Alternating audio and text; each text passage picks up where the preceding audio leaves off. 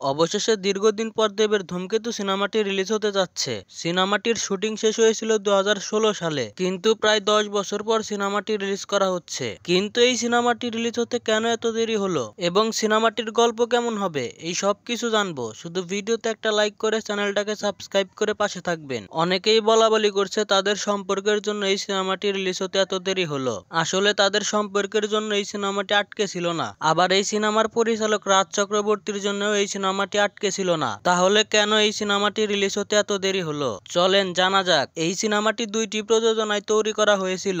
এই সিনেমাটির দুইটি প্রযোজক হলো দেব এবং রানা সরকার। এই সিনেমায় তাদের মধ্যে ভিন্ন মতামত সৃষ্টি হয়েছিল। পরে তাদের মধ্যে রানা সরকার এই সিনেমাটির বিরুদ্ধে অভিযোগ করেছিলেন এবং তাদের মধ্যে আরো অনেক বড় ধরনের ঝামেলা সৃষ্টি হয়েছিল।